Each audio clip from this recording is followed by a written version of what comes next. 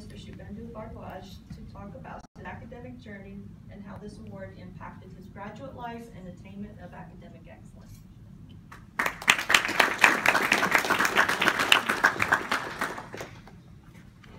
Thank you, Rocky, for this award. So first of all, I would like to thank Phi Kappa Phi for honoring me with this incredible award and this honor of asking me to come here and speak in front of you all guys. It's been a tremendous news for myself, my friends and family, especially my friends who are here right now with me. And if I talk in Facebook terms, when I posted this on Facebook, I got 333 likes and 64 comments. So success sometimes is quantifiable on Facebook. So, when I was asked, I was not sure what to speak, but one thing I realized, many of the audiences are undergraduate students. And I think it would be an incredible opportunity for me to speak to those and sort of give a preview of what is a graduate life and what it means to be a graduate student and what it means to be a graduate researcher on top of that. So in next several slides, I'll talk about some of the academics that we are working on, like the research part, and also the fun parts of graduate life that's like the big part of my life right now here at Ohio State. So okay, so this is my lab. We are called Electroscience Lab. We are a group of around 40-50 students located in the West Campus. We all are sort of pursuing a master's or PhD degree in electrical engineering, different specialization within electrical engineering. So in next slides, two or three slides, I'll talk about my academic aspects of my work. Don't worry, there will not be a quiz, so you don't have to worry about details. But I just want to give a preview of everything. So so my research is on terahertz devices. So in general, whenever we talk about research, there are three types that we want to talk about. First is the application. We have to identify what is the real-time problem that we want to solve. And in my case, that is a problem with imaging. We do airport security kind of applications and 5G communication, very high data rate communication and so on.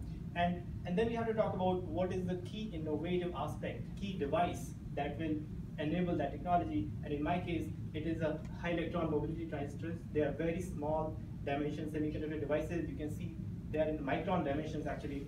And the third part is really the modeling and analysis of that particular device that you're trying to do. And that's important because we want to eventually optimize those devices and so on.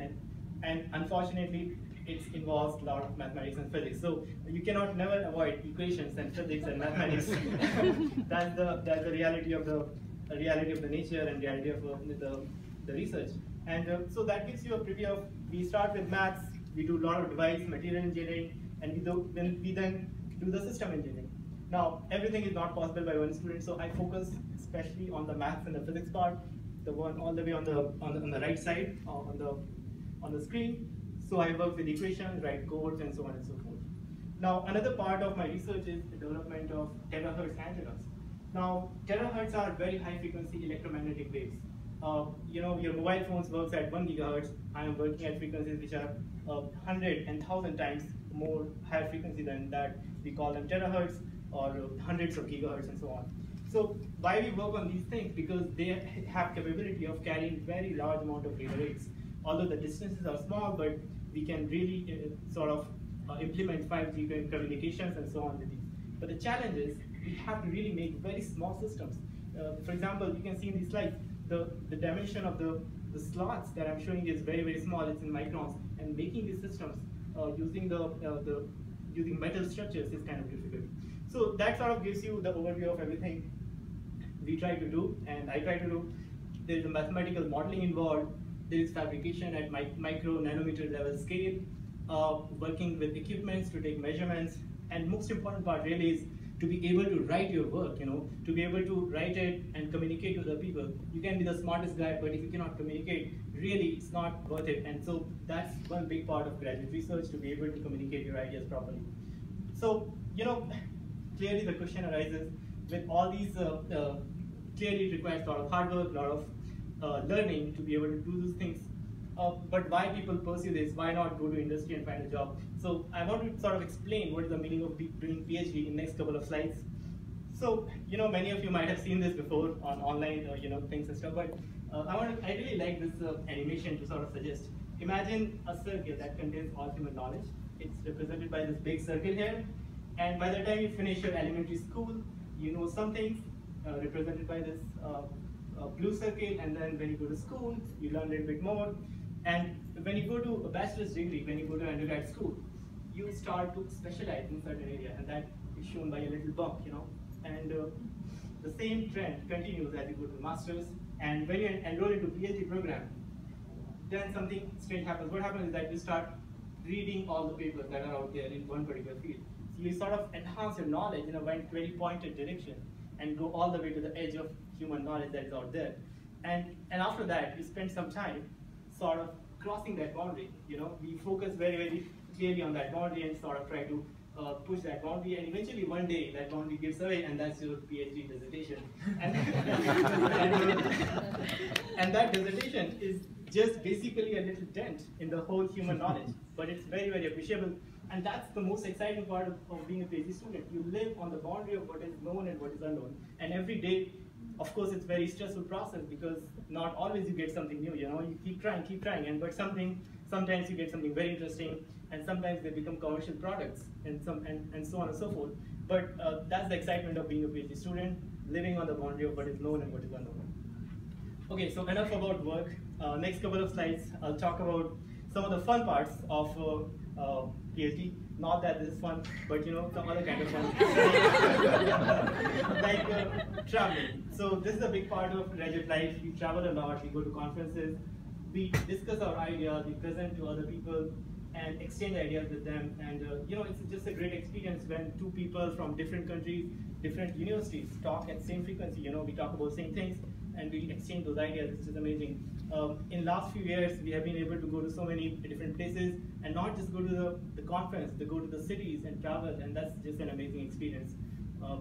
Now, another big part of graduate life is, so one thing I want to say really is that being in PhD is not very easy process all the time. We have a lot of stress. And when you're in stress, the best way really is to go to some other guy who's also in distress and talk to him. And those guys are right next to you, your lab mates, they're also working on some problems. And we make a point to go out there and enjoy some lunches. Sometimes they can be very long, and of course my advisor is not here, he doesn't want to know that. But it's fun, it's good conversation, we talk a lot. And I have to say, we have exhausted almost all restaurants in the Columbus, Dublin, and Granville area in this process. And if you need any help with, I should be Yelp reviewer actually by this time, but it's just great, being able to talk with our lab mates and make our lifetime friends in this process. Now, another great part of graduate life is being on campus. Being on campus itself is a great thing because you get exposed to so many different things. For last several years, I have worked in this organization. It's an NPO called Sankalp India. Many of my friends are from that organization itself. And we have fundraised thousands of dollars within campus and then use that money for causes like health, poverty, and several other causes.